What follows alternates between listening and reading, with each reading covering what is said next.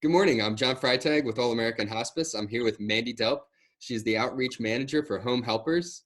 We Good are morning. having, good morning, Mandy. We're having some technical difficulties, so if we freeze, hang with us, and we'll be back in a second.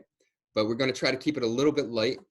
We've been talking about COVID-19, and we're going to try to talk about some other things going on and how Home Helpers can help people in the community. Mandy has a couple examples.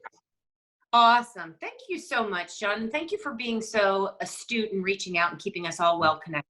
We all need that this particular time. And if we do freeze, don't worry, we thaw out in about it's 10 seconds. But what we've noticed is our faces freeze very bizarrely. The best possible position. We'll hang in there.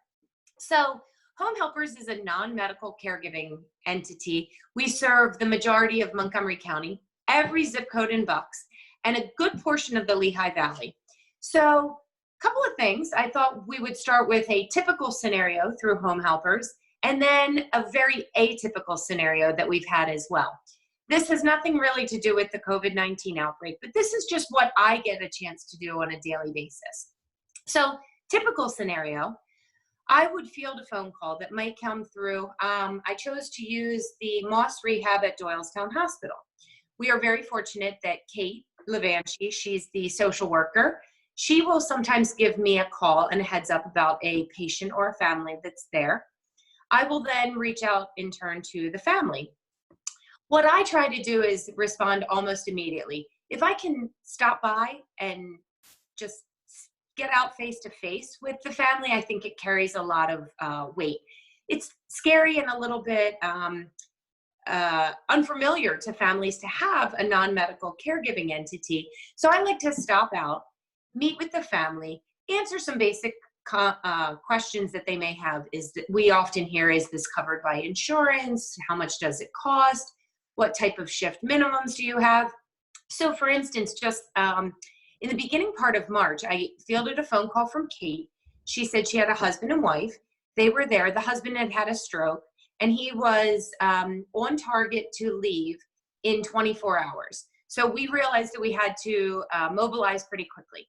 I was in the field already, so I was able to dip out to Moss Rehab and very informally meet with the family. I could answer some questions about who our caregivers are, a typical schedule that we may have.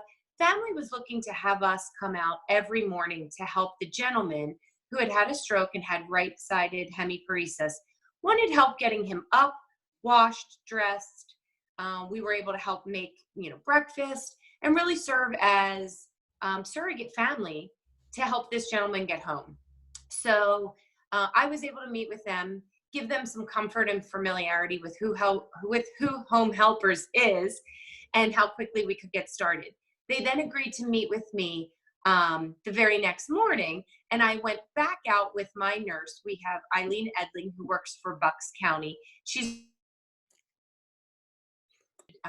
helped that family to get home, really start to settle into a new normal. They then subsequently had Doylestown visiting nurses for nursing, continuation of therapy, et cetera, et cetera. But we were able to be with that family every morning from 8 a.m. until noon, just to give them a good, solid chance to get every day started in the right direction. That's a typical scenario. That's when things go swimmingly. We have a really cool story that I actually have kept in my arsenal for the last couple of years since I've worked with Home Helpers. And this one is really atypical, but really awesome. There was a duo, Bob and Bill, literally, their legitimate names.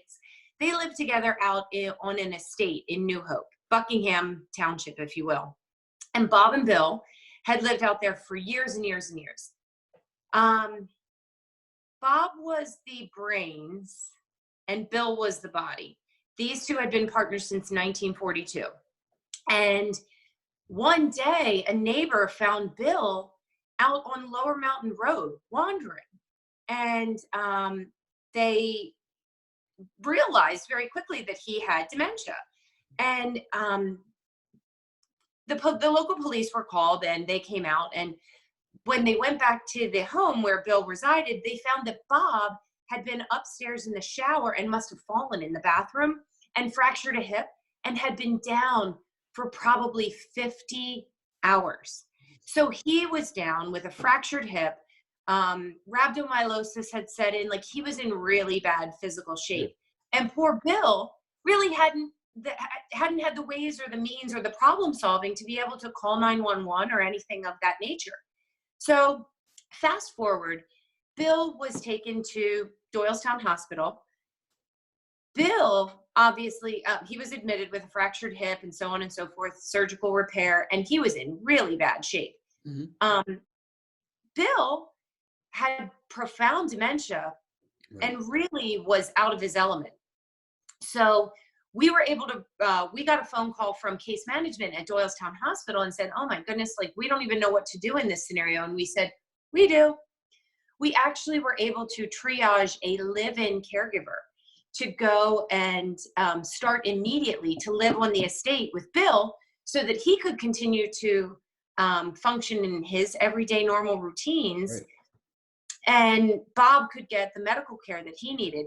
Turns out Bob was in the hospital for close to, I think it was close to 3 weeks because he had, you know, so many infections and subsequent issues. Did he go to rehab afterwards too? He did. Thank you for asking. He went to Pine Run. He was actually there for 4 months. But by that point, we had this amazing live-in caregiver, Armstrong. His first name was Armstrong.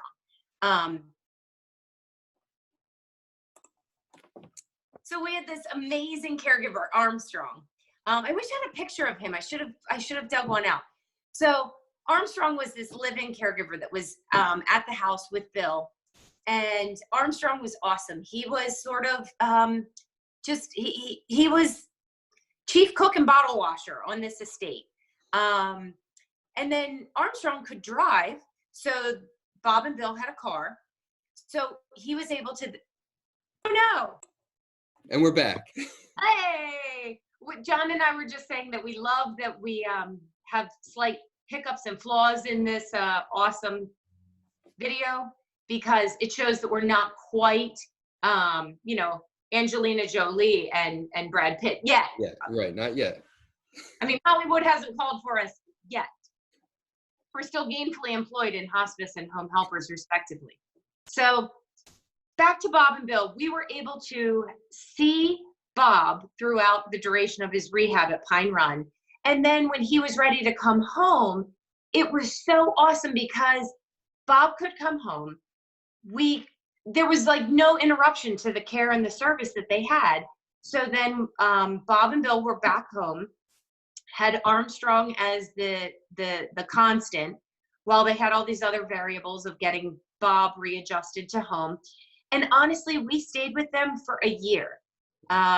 Unfortunately, Bill started to decline with his Alzheimer's disease, and eventually he ended up going on to hospice. Unfortunately, at the time, we didn't know All American, or we would have reached out.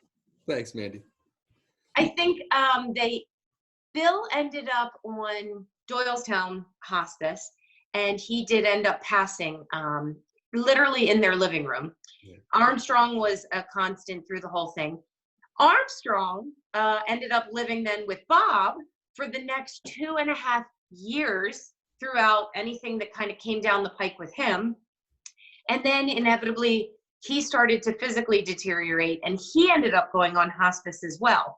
The interesting thing was neither of them had any real family members, so we were their family members. The one thing about home helpers is if somebody's on hospice and they have scheduled dosing of the comfort meds, the morphine, the Haldol, the atropine, the Levsin, whatever it is to keep somebody comfortable, we are actually one of the few non-medical companies that is comfortable with administering those things. So in the case of Bob and Bill, both were able to peacefully pass away in the home that they loved so, so very much. And now that home is actually on the Register of Historic Homes of Bucks County. Wow. So it was like quite a success story for the two of them. We would have never known about them had we not been familiar with the case management departments over at Doylestown Hospital. And Bob and Bill ended up being clients of ours for a little over 6 years. Wow. 6 years. Yeah, and if you wouldn't have stepped in, who knows what would have happened? They might have been, split up in Uh, different facilities, or who knows? it was really an incredible experience to know them. And at different times, when Bill had passed away, but Bob was still doing pretty well, he was very, very active in the Historical Society of Bucks County. And it was not unheard of for me to be like driving through the borough of Doylestown and see our caregiver with Bob, Yeah, like briefcase in hand. They were off to a meeting, and it yeah. was just like an incredible it was an incredible extension of how we could keep people safe at home.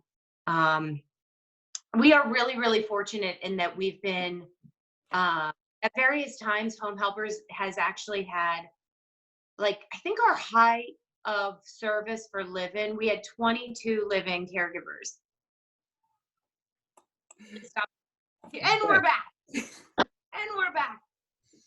John and I are cracking up because we're like intermittently freezing on the call, and the audio goes out, and then we have to regroup. So It's always the best face it lands on too. we're just tasting. It's all good. So Right. hopefully we're keeping you guys entertained. We're keeping ourselves entertained at least. Absolutely. That's all that matters. Any questions for me about how we interface with hospice or medical or anything of that nature? Because I could talk all day. Anybody who knows me knows I could talk Right. all.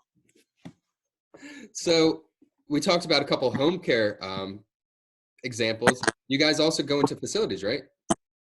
We do, and that's been kind of a crazy thing that, when Home Helper started, and that was 17 years ago, at least the franchise that I work for. And how long have you been with them, Mandy? I thank you for asking. I have been with them for 6.5 years. Wow. So I actually worked at the Artman home in Ambler. I worked for the Hill at White Marsh. I was a social worker, which Right. I know you were as well. Yep. So I think a lot of us that have found ourselves in marketing and outreach roles had our humble beginnings in social work departments. Right. Hence the ability to talk. Yeah, and listen, which I think's equally, if not more important, right? What? I'm kidding. I thought we froze. Yeah, right. No. It's been interesting because when I started with Home Helpers, I would say probably 80% of their business was in private homes and apartments, townhomes, condos, whatever it was. And then over the course of probably the last 6 years, things really have taken a turn in that a lot of the continuing care retirement communities, Ann's Choice, Peter Becker, Juniper Village. A lot of these places have brought people into independent living, and they're comforted to know that the healthcare center is there. Mm-hmm. But let's be honest, they don't really want to end up there. So you think they're just higher acuity patients that are now able to stay in place because they have support like you? Absolutely. And it's been very nice in that sometimes we come in just for, maybe it's one shift a week to help somebody go out and do some grocery shopping or some meal preparation, things like that. And sometimes it's an everyday kind of thing. Maybe it is that we go in every day for 3 hours to help with some of the basic care components that somebody needs. That's an awesome point, though, that you brought up about like the grocery shopping, because I don't think we ever even talked about that, and I never thought of it. So even if it's just one day a week, they can just do all their errands and get all that stuff done, and then see you again next week. Absolutely. That's been a huge, huge component take for instance, Ann's Choice. We're very, very fortunate to be a welcome provider on the Ann's Choice campus. And one of the things, they have their own home support on campus, which is great. And, they can sort of do small, short visits within their campus. But then there's a lot of folks that really just want, they would love to have a caregiver come, pick them up, pop them in the caregiver's car, and then take them up to Wegmans, just up Street Road. Or, we were talking about Trader Joe's earlier. There's a lot of people that they want to go to the organic farm market on Durham Road, or they want to to somewhere unique and different, and they don't always have the ways or means to do it. Yeah. We just started with a lady yesterday at Ann's Choice. She was really robust. She was 92, but started with a swallowing dysfunction. She had actually been talked into getting a feeding tube for about 7 weeks.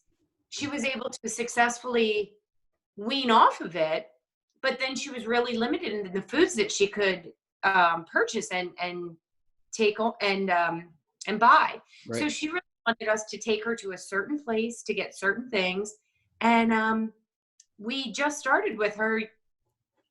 Gosh, we're back. we're back. I think that this is the universe's way of telling me that I'm long-winded and I'm losing my audience. Well, that's all right, and I really appreciate spending the time, Mandy.